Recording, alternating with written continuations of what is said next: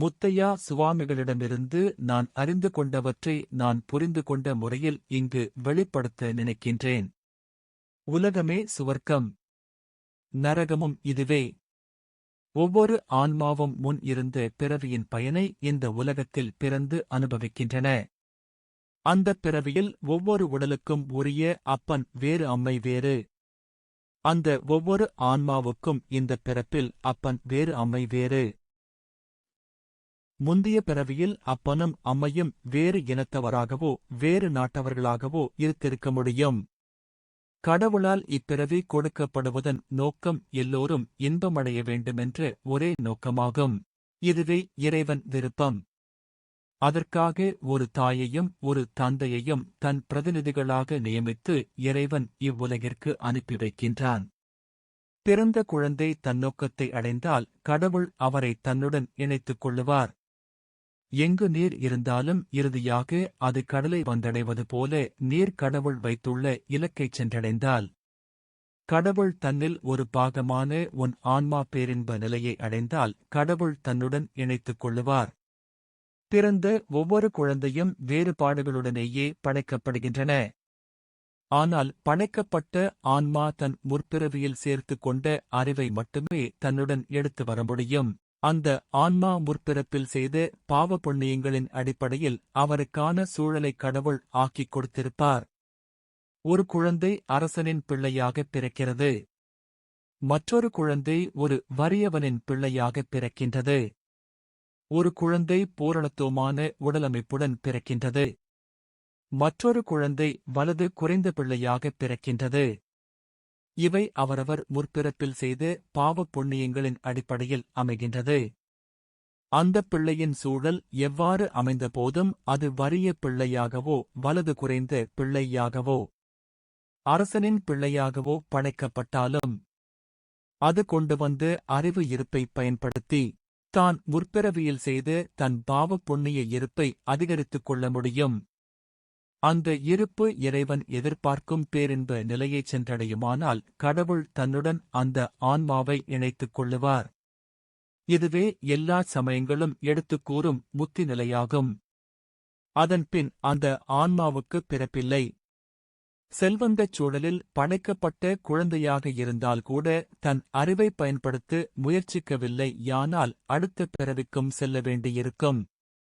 வலது குறைவுடன் பிறந்த பிள்ளை கூட பேரின்ப நிலை அடைய முடியும். ஒவ்வொரு ஆன்மாவுக்கும் அடுத்த பிறவி முத்தியா, நரகமா, சுவர்க்கமா என்பதும் அதனை தேர்ந்தெடுப்பதும் இப்பிறப்பின் செய்த செயல்களின் அளவை பொறுத்தமையும். இந்தப் பிறப்பின் இறுதி நோக்கம் பேரின்பமாக இருந்தபோதும் இந்தப் பிறப்பில் இந்த ஆன்மா முழுமையாக சுவர்க்கத்திலேயே வாழவும் முடியும். அவரவர் செயல் அதனை தீர்மானிக்கும். அவர் தேர்ந்தெடுப்பது துன்பமா இன்பமா. துன்பமெனில் நரகம், இன்பமெனில் சுவர்க்கம். நரகமும் சுவர்க்கமும் இங்கேதான் உள்ளது. சொறி வந்துவிட்டது எனக் கொண்டால் சொரியச் சொரிய இன்பமாக இருக்கிறது என்பதற்காக தொடர்ந்து சொரிந்தால் நிகழ்வது என்ன? துன்பம். அது நரகத்தைக் காட்டும். நகம் கீறி காயம் ஏற்படும். பின்னர் புண்.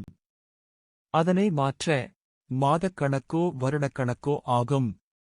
இப்படித்தான் எல்லாவற்றிலும். மன்னனாக இருந்தாலும் மட்டற்ற சிற்றின்பம் தெவிட்டலையும் நோயையும் பலவீனத்தையும் இளவயது முதுமையையும் துன்பத்தையும் நரகத்தையும் காட்டும். இதனால் அறிவை பயன்படுத்திய பெரும்பாலான முற்கால அரசர்கள் துறவிகளாகவும் முனிவர்களாகவும் மாறி பேரின்பம் நோக்கி நடந்ததாக புராணங்களும் வரலாறுகளும் எடுத்துக் கூறுகின்றன. இன்பத்தை இந்த உலகின் வெவ்வேறு முறைகளில் அனுபவிக்க முடியும். வெவ்வேறு அளவுகளில் அனுபவிக்க முடியும். வெவ்வேறு விதமாக அனுபவிக்க முடியும். அளவுக்கு மியசினால் அமிர்தமும் நஞ்சாகும் என்பது மெய்மொழி. தற்கொலை செய்து கொள்கிறவனும் துன்பத்தை ஒழிக்கவே நினைக்கின்றான். கோபமடைந்தவனும் எதையாவது உடைத்து மற்றவருக்கு துன்பம் கொடுத்து இன்பமடைய முயற்சிக்கின்றான். டொனால்ட் ட்ரம்பின் விருப்பம் இன்பம் பெறலின் ஒரு வகை. அவன் வேறு வகையில் இன்பமடைய வழியில்லையா? அவன் ஒரு நல்லதை செய்து பார்க்கடட்டும். துன்பமே இல்லாத இன்பத்தை அடைய மாட்டானா? உலகமே அவனைப் பாராட்டுமானால் அவன் நினைக்கும் இன்பத்தை இந்த முறையில் அனுபவிக்க முடியாதா? ஒரு ஜனாதிபதி அடையக்கூடிய இன்பத்தை விட முத்தையா சுவாமிகள் வாழ்க்கையில் அடைந்த இன்பம் குறைவானது என நினைக்கின்றீர்களா? மனைவி மீது பேரன்பு கொண்டுள்ள ஒரு கணவன் மனைவி ஒரு தடவைதான் விரும்பாததை செய்துவிட்ட போது கோபமடைந்து ஒரு பொருளை உடைக்கின்றார், அல்லது மனைவிக்கு அடித்து விடுகிறார். கோபம் வந்தபோது அவருக்கு அது சரியாகத் தெரிந்தது. பின்னர் கோபம் தெளிந்தபோது மனம் வருந்துகிறார். மனைவியிடமும் மன்னிப்பு கேட்கிறார். இவர் விட்ட பிழை என்ன? குறித்த நிகழ்வின் போது அவர் தெரிவு, அதாவது அவர் செயல். அவர் துன்பத்தை தெரிவு செய்யாமல் இன்பத்தை மட்டும் தெரிவு செய்திருக்க வழியில்லாமல் இருந்ததா? தன் ஆணவத்தை அடக்கி அன்பாக மனைவிக்கு புத்தி சொல்லியிருந்தால் அவர் மட்டுமல்ல மற்றவரும் இன்பமாக இருந்திருக்கலாமல்லவா? வாலிப பருவத்தில் ஒரு பையன் நண்பர்களுடன் சேர்ந்து சிகரெட்டு குடிக்கின்றான். ஸ்டைலாக சிகரெட் பிடிப்பதை அவர் விரும்பும் பெண் இரசிப்பார் என அவர் நினைக்கின்றார்.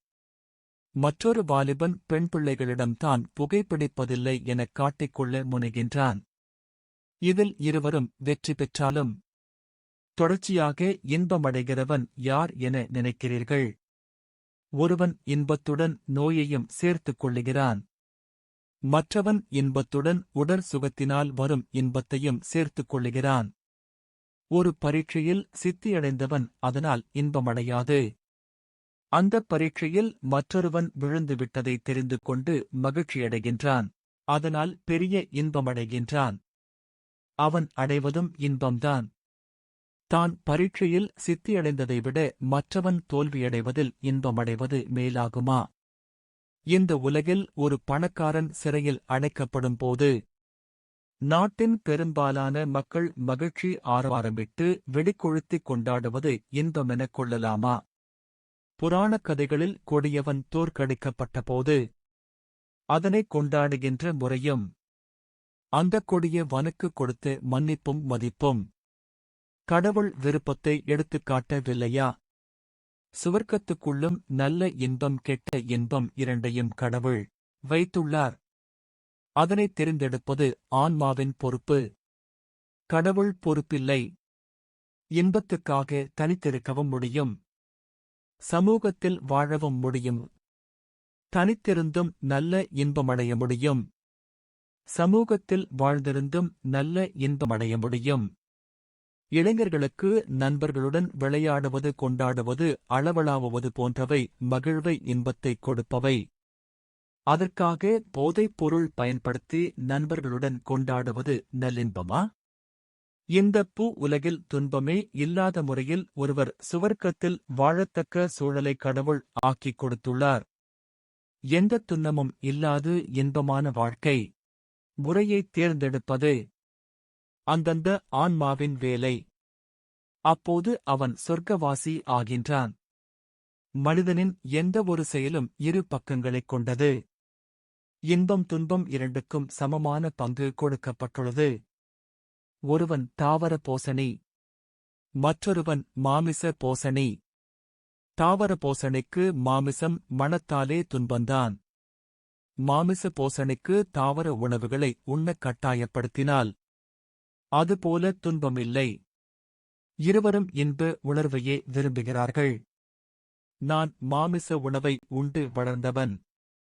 25 வருடங்களுக்கு முன்னர் தாவர உணவில் நல்ல இன்பமடைய முடியும் என்ற உணர்வை பெற்றேன். அன்றிலிருந்து மாமிச உணவுகளைக் கைவிட்டேன். எனக்கு எந்த இன்பமும் குறைந்துவிடவில்லை. என் மக்கள் பெற்ற கல்வியறிவைக் கொண்டு எனக்கு புத்தி சொன்னார்கள். போசாக்கு பற்றாக்குறை வரும், நோய்வாய்ப்படுவாய், துன்பப்படுவாய் என்றார்கள். நான் மறுதலித்துவிட்டேன். இந்த தீர்மானத்தினால் நான் பல நன்மைகளை இதுவரை உணர்ந்தேன். பல மட்டுமேறும் உணர்வுகளை என்னால் கட்டப்படுத்தக்கூடியதாக இருந்துள்ளது. அதன் பின்னர் என் மக்களும் என் போசாக்கு பற்றி பெரிதாக அலட்டிக் கொள்ளுவதில்லை. முத்தையா சுவாமிகள் அன்று 25 வருடங்களுக்கு முன் சொன்னவற்றில் நான் அன்று புரிந்து கொண்டவற்றை அவ்வாறே எழுத்திலாக்கி பிரதியெடுத்து அவரிடமும் கொடுத்தேன். நான் சொன்னவற்றைத்தான் எழுதியிருக்கிறாய் என அங்கீகரித்தார். அத்தோடு இதனை நீர் என்ன செய்யப் போகிறாய் என என்னிடம் கேட்டார். எனக்கு விருப்பமானவர்களுக்கெல்லாம் கொடுப்பேன் என்றேன். ஒரு பிள்ளையார் படத்தை எடுத்துக் காட்டி, இது குப்பையில் கிடந்து பொறுக்கியது. கடவுளை வழிபட அச்சிட்ட இந்த படத்தை கால் மிதிபடும் இடத்தில் போடுகிறவர்கள் இதனை என்ன செய்வார்கள் என நினைத்துப்பார். உனக்கு அது இன்பம் தருமானால் அதனைச் செய் என்றார்.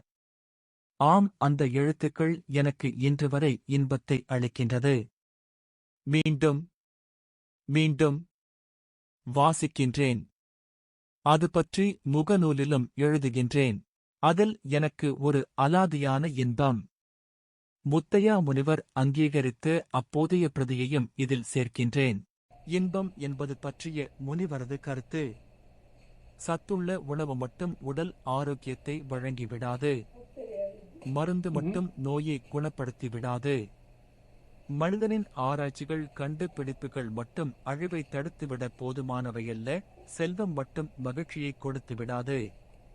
அழகு மட்டும் இன்பத்தை தந்துவிடாது. அடுத்தவருக்கு உதவ முடிவதில் வரும் இன்பம் வேறு எதிலுமில்லை.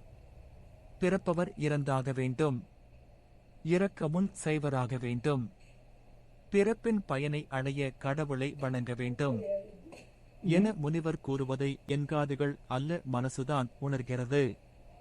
வணக்க தினால் ஏற்பட்ட அற்புதங்களில் ஒன்றாக சுவாமிகளுடன் கனவில் உரையாடியமையை கருதுகிறேன். சில அற்புதமான கருத்துக்களை கூறினார். அவற்றையும் எடுத்துரைக்க முனைகின்றேன். இந்த உலகை முனிவர் சுவர்க்கமாக கருதுகிறார். சுவர்க்கம் வேறு எங்கும் இல்லை எனக் கூறினார். எப்பொழுதும் இந்த உலகில் இன்ப நிகழ்ச்சிகளே நடந்து கொண்டிருக்கின்றன. மாந்தர் வலிந்து துன்பமாக்கிக் கொள்ளுகிறார்கள். பல்வேறு விதமாக இன்பம் ஏற்படுகிறது. குழந்தை பிறந்தபோது தாய் இன்பமடைகிறாள். சனத்தொகை பெருகும்போது இன்பம் மலிகிறது. மாடத்தில் வசிப்பவர்கள் மட்டுமல்ல, சேரியில் வசிப்பவர்களும் குழந்தை பிறப்பினால் இன்பமடைகிறார்கள். எந்த நேரமும் இனப்பெருக்கம் நடைபெற்றுக் கொண்டே இருக்கிறது. இனப்பெருக்கத்தால் ஏற்படும் இன்புணர்வு மிருகங்கள், ஜந்துக்கள், மரம், செடி, கொடி, மனிதர்கள் எல்லோரிடமும் உண்டு. பிளாட்பாரத்தில் தூங்குபவர்களிடமும் அகதி முகாமிலும் உண்டு. இன்பத்திற்கு இப்போ உலகு வளமாகும். அற்பமான துன்பத்தை பலர் வலிந்து பெறுகிறார்கள். இன்பத்தை இப்படித்தான் பெறலாமென்றில்லை. காதல்தான் இன்போற்று என நினைக்கிறார்கள். தானடையும் இன்பம் போதாமைக்கு கதைகளையும் சினிமா படங்களையும் மற்றவர் அடையும் இன்பங்களையும் பார்த்து பாவனை செய்ய முயலுகிறார்கள். பிள்ளை பெறும்போது மட்டுமல்ல, மழலைச் சொல் கேட்கும் போதும், அதன் வளர்ச்சியின் போதும், அதன் உயர்வின் போதும் பெற்றோர் அடையும் இன்பம் அளவற்றதாகும். தன் திருமணத்தின் போது அடைந்த இன்பத்திலும் அதிகமான இன்பத்தை பெற்றார் தம் பிள்ளைகளின் திருமணத்தின் போது அனுபவிக்கிறார்கள். உலகில் இன்ப நிகழ்வு நடைபெறாத நேரமே இல்லை. பிள்ளையில்லாதவர்கள் தத்தெடுத்து இன்பத்தை அடைகிறார்கள். நிறைவேறாத காதல் தற்கொலையால் இன்பமடைகிறது. பாதிக்கப்பட்டவன் வன்முறை புரிந்து இன்பமடைகிறான். இன்பமடைவதற்கு இதுதான் முறையென்றில்லை. பிறந்தவர் இறந்தாக வேண்டும், இறப்பு வரை இன்பமடைய முடியும். ஒருமுறை வரும் இன்பம் மீண்டெழும் இன்பம் நிலையான இன்பம் என வகைப்படுத்த முடியும். இனப்பெருக்குணர்வினால் அடையும் இன்பம் மீண்டெழுவது, பல்கி பெருகுவது. அந்த இன்பம் சக்தி இழப்புக்குரியது. மின்கலம் சக்தியூட்டப்பட்டு ஒளியை கொடுத்த பின் சக்தியை இழந்து மீண்டும் சக்தியூட்டப்படுவது போன்றதே சிற்றின்பம். இது சக்தி இழப்பு முறையாகும். சிலர் சில நிமிடங்களில் சக்தியை இழந்து விடுகிறார்கள்.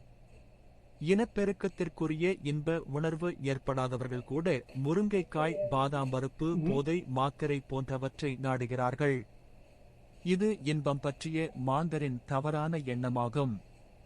புத்தரும் முகமது நபியும் இயேசுநாதரும் தமது முதிர்வின் போது இன்பத்திற்காக இம்முறைகளை நாடவில்லை. மற்றவருக்குதவி அவர்கள் மேல் பாசம் வளர்த்து அவர்களது நலனை பார்த்து கேட்டு இன்பமடைவதற்கான இயல்பை கடவுள் மாந்தருக்கு பிள்ளை மூலமாக ஏற்படுத்துகிறார். பிள்ளையும் வேறொருவர்தான், உற்றாரும் மற்றாரும் வேற்று நபர்களே. மற்றவருக்கு உதவ முடிந்ததில் ஒருவர் அடையும் இன்பம் வேறெதிலும் இல்லை. திருமண வாழ்க்கையிலும் கடவுள் மான் தருக்கு மற்றவருக்கு உதவி செய்து தானும் அடையும் இன்பத்தையே கற்றுக் கொடுக்க முனைகிறார். பல்வேறு இன்பங்கள் உள்ளன. கணப்பொழுதுக்குரிய இன்பங்களும் நீடிக்கும் இன்பங்களும் உண்டு என்பதை மனித மனங்கள் அறியும். பரீட்சையில் சித்தியடைந்த மாணவன் இன்பம் சிறிது காலம் நீடிக்கும். சாதனை படைத்தவன் இன்பம் நீண்ட காலம் இருக்கும். போதனை செய்தவர் அடையும் இன்பம் புத்தர், முகமது நபிகள், இயேசுநாதர் அடைந்த இன்பத்திற்கு சமமாகும். இதனையே பேரின்பம் என்கிறார்கள். இந்த இன்பம் சக்தி இழப்பிற்குரியதல்ல. சக்தி சேகரிப்பும் சக்தி இழப்பும் இதில் ஒரே வேளை நடைபெறுவதால் இது நிலையான இன்பமாகும். மற்றவர்களுக்கு உதவ முடிந்ததில் மற்றவர்கள் அடைந்த மகிழ்ச்சியில் ஏற்படும் இன்பத்தால் சக்தி இழப்பு இல்லை. அவர்கள் தொடர்ச்சியாக மற்றவருக்கு உதவும் ஆற்றலை பெறுகிறார்கள். அவர்களுக்கு சக்தி இழப்பு இல்லை. பிரமச்சரியம் அனுட்டிப்பவர்கள் சக்தி இழப்பில்லாத முறையில் இன்பமடைகிறார்கள். அவர்களுக்கு உடல் களைப்பதில்லை, மனம் சோர்வதில்லை. அவர்கள் முகத்திலே உடலிலே தேஜஸ் காணப்படும். பயம், அச்சம், கவலை, துன்பம் அவர்களிடம் காணப்பட மாட்டாது என முனிவர் கூறினார்.